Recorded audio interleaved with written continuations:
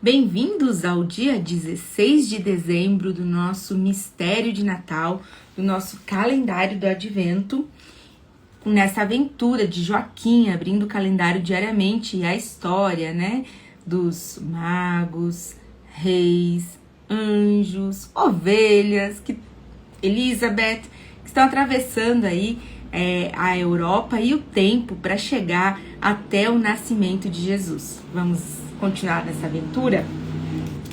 16 de dezembro. Durante todo o resto da noite, conversavam sobre Elizabeth, o velho João e o calendário mágico. Mesmo quando ninguém dizia nada, todos sabiam o que os outros estavam pensando. O pai deixou cair um garfo no chão quando tirava a mesa e disse: "Que pena que não conseguimos encontrá-lo, mas imagino que ele seja uma raposa velha e é muito difícil apanhar as raposas velhas." A mãe, sentada com o jornal no colo, olhando fixo para a frente, disse: "Pensando bem, o próprio desaparecimento daquela menininha também é um mistério." Joaquim tinha posto a foto de Elizabeth adulta em cima da lareira. No meio de um programa infantil, desviou os olhos da televisão e disse: "Quem sabe ela era a namorada dele?" A mãe e o pai ouviram. O pai pôs a xícara na mesa e disse: "Sim, quem sabe?" Porque dentro daquele pequenino calendário de Natal, disse a mãe, aquele que estava dentro do calendário de Natal que Quirino deu para Elizabeth, estava escrito não apenas Elizabeth e T. Basile, estava escrito também Roma e amor. Joaquim desligou a TV e pulou da cadeira. "Ora, mas amor é Roma de trás para frente", disse Joaquim. "Então talvez T. Basile também signifique alguma coisa." Logo cedo, na manhã do dia 16 de dezembro, a mãe e o pai entraram no quarto de Joaquim. "Acorde, Joaquim", disse a mãe. "São só 7 horas, mas precisamos passar mais um tempinho juntos esses dias." Joaquim esfregou os olhos sonolentos e olhou para cima, vendo todas as portinhas do calendário de Natal. Pensou de novo que ter aquele calendário mágico era como ter um aniversário todos os dias. Não seria possível fazer um calendário igualzinho àquele que durasse o ano inteiro? Lembrou-se de alguma coisa que tinha sonhado. Uma menininha vinha engatinhando, saindo de sob uma gigantesca pilha de panquecas, procurando algo que havia perdido. Por fim, ela achou na panqueca bem lá de baixo. Era uma bonequinha pequenina enrolada num pano. No sonho, a bonequinha estava viva. Joaquim encontrou a portinha com o número 16. O papelzinho dobrado caiu na cama e o pai o apanhou. Atrás da porta havia a figura de um velho castelo. "Eu leio", disse a mãe. Era a vez dela. Daniel, o personagem do dia. Aconteceu nos dias em que o antigo Império Romano estava dividido em dois. Tanto no Ocidente como no Oriente, a religião cristã havia criado raízes, mas o mundo cristão continuava sendo atacado por povos pagãos. Eles atrasavam a construção de novas igrejas, roubavam ouro e prata, pilhavam cidades inteiras. Então o Papa, lá em Roma, ordenou que as propriedades da igreja fossem defendidas contra os estrangeiros que ainda não tinham ouvido falar de Jesus. E de repente uma estranha procissão avançou através do tempo e do espaço a caminho de Belém, a cidade de Davi. Ela vinha de um futuro distante. Na cidade de Salonai, na Dalmácia, os peregrinos pararam diante das antigas ruínas de um palácio imperial romano. De início, as ruínas pareciam abandonadas, mas a santa procissão entrou por um pequeno portão na muralha e descobriu que o palácio estava fervilhando de gente. Foi como arrancar a casca de um velho tronco de árvore e ver uma multidão de pequenos insetos se atropelando lá dentro. No meio do velho palácio imperial, uma cidadezinha fora construída.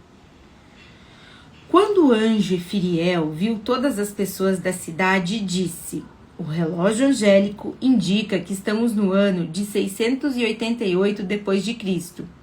Estamos dentro dos muros do palácio do imperador Diocleciano, que nasceu nesta parte do país, cerca de 250 anos depois de Cristo. Ele lutou contra as tribos de nômades e tentou reconstruir o velho Império Romano. Mandou fechar as igrejas cristãs e perseguiu os cristãos cruelmente. Quando morreu, em 316, foi enterrado aqui, neste grande palácio. Mas lá, pelo final daquele século, todo o Império Romano se tornou cristão. Uma cidade cresceu dentro do antigo palácio do imperador. Muito mais tarde, essa cidade receberia o nome de Split. Enquanto o anjo Efiriel falava, um menininho notou o grupo. Estava quase sem roupa. Apontou para eles e exclamou: Ângelos, ângelos! O que quer dizer isso? Perguntou Elizabeth para Efiriel. Quer dizer anjos. Acho que ele nunca teve oportunidade de ver um de nós. Dali a um momento, todas as pessoas os viram. As crianças só ficavam olhando fixo, espantadas, mas os adultos se atiravam no chão murmurando: glória, amém e aleluia, vezes e vezes sem conta. Impuriel pairava acima da cabeça deles, dizendo: não temam, não tenham receio algum, pois há 688 anos nasceu para vocês, em Belém, a cidade de Davi, o maior Salvador que já existiu. Agora estamos viajando, vindos dos 4 cantos da terra, para prestar homenagem a ele. Um homem de roupas pretas se aproximou. É o padre, sussurrou Efiriel. O padre disse algo que Elizabeth não compreendeu, mas o anjo explicou que ele estava lhes pedindo que enviassem saudações ao menino Jesus, também deste lado do mundo. Josué bateu no chão com seu cajado, dizendo: para Belém, para Belém. Correram pela Dalmácia, saltando entre colinas e montanhas e avistando lindas paisagens do mar Adriático. Efiriel apontou para um porto lá embaixo. Estamos em 659. Aquela cidadezinha portuária se chama Ragusa e acaba de ser fundada pelos gregos do Peloponeso. Mais tarde, esta cidade se tornará um importante centro de comércio e navegação e vai se chamar Dubrovnik. Numa colina, com vista para o mar, encontraram outro pastor, sentado debaixo de um pinheiro, para se proteger do sol forte. Usava uma túnica azul clara, igual a de Josué, Jacó e Isaac. Quando viu a procissão de peregrinos se aproximando, levantou e foi encontrá-los. Glória a Deus nas alturas, exclamou ele. Meu nome é Daniel e estou esperando aqui há muitos anos. Mas eu sabia que vocês iam passar pela Dalmácia em algum momento do século 7. Vou com vocês para Belém. Sim, sem dúvida, disse Impuriel, pois você é um de nós. Josué bateu com o cajado contra o tronco do pinheiro.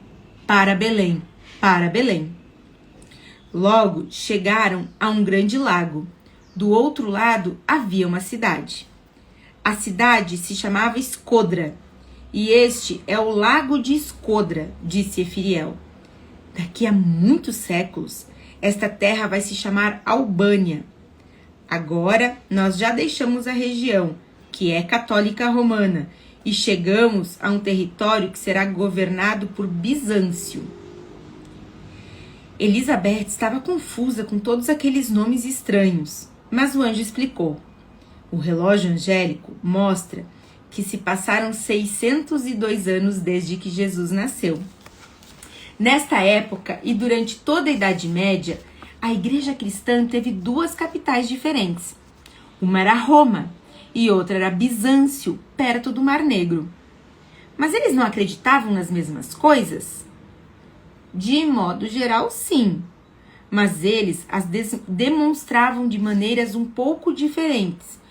Pois o que acontece com as pessoas que chegam e vão embora, acontece também com as tradições e os serviços da igreja. Ainda que o início de tudo isso tenha sido algo que aconteceu numa noite de Natal em Belém, a cidade de Davi. Impuriel bateu as asas e disse, sim, sem dúvida, pois havia apenas uma Maria e um menino Jesus. Desde então, incontáveis imagens de Maria e do menino Jesus foram pintadas e esculpidas, e não existem duas iguais. Havia apenas um menino Jesus, mas a imaginação de cada pessoa é um pouquinho diferente de todas as outras. Elizabeth guardou essas palavras no coração. Impuriel bateu as asas e voou direto para ela. Deus também criou apenas um Adão e uma Eva. Eles eram duas criancinhas que brincavam de esconde-esconde e subiam nas árvores no jardim do Éden, pois não haveria por que criar um paraíso se não houvesse crianças para brincar por lá. Mas aqueles dois malandrinhos comeram o fruto da árvore do conhecimento e começaram a crescer. Esse foi o final de suas brincadeiras no mundo, mas só por pouco tempo. Logo, o Adão adulto e a Eva adulta tiveram seus próprios filhos e depois seus netos. E dessa maneira, Deus garantiu que sempre haveria muitas crianças no mundo. Não haveria por que criar o mundo se não houvesse crianças para ficar sempre descobrindo o mundo outra vez. E é dessa forma que Deus está sempre criando o mundo, vezes e vezes sem conta. Ele nunca irá terminar, pois sempre estão chegando novas crianças e elas descobrem o mundo pela primeira vez. Sim, sem dúvida. Os dois reis magos se entreolharam. Ora, ora, disse Baltazar.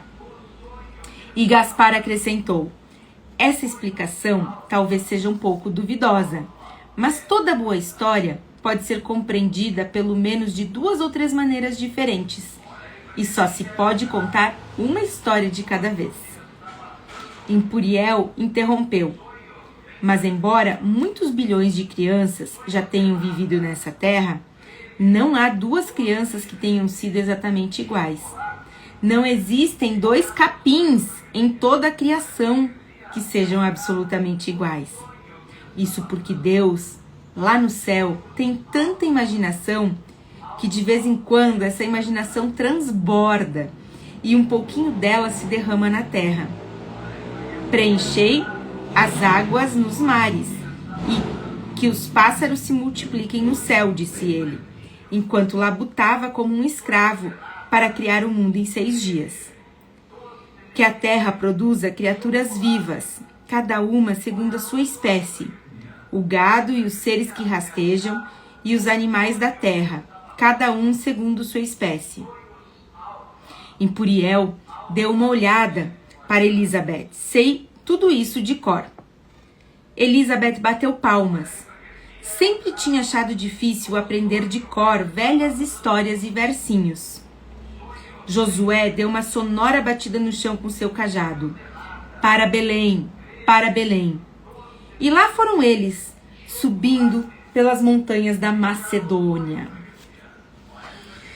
Quando a mãe acabou de ler, os 3 sorriram um para o outro. Esse vendedor de flores com certeza não sofre de falta de imaginação, disse o pai. Virou as páginas de um dos atlas. Eles percorreram toda a Iugoslávia, e isso é muita coisa para um dia só. Quer dizer, para 400 anos, disse Joaquim. Cada dia são 100 anos. Mas isso é só para nós, contestou a mãe. Para Elizabeth e os outros, passa muito depressa. E além disso, essa terra não se chama mais Iugoslávia, nem se chamava assim no século VII. Naquela época se chamava Croácia e Dalmácia. O pai continuou estudando o mapa. Mostrou a Joaquim a rota percorrida, Por fim, apontou para as cidades de Split e Dubrovnik. Quando o pai voltou do trabalho naquela tarde, disse: "Hoje fui à delegacia de polícia." A mãe apareceu surpresa. "Para perguntar sobre João?" Não. Eu queria saber um pouco mais sobre a tal menininha que desapareceu em 1948. A garota tinha apenas 7 anos e de fato sumiu. A polícia procurou durante meses, mas ela nunca mais apareceu. A única coisa que encontraram foi a boina de tricô que ela usava. Estava jogada no mato, nos arredores da cidade.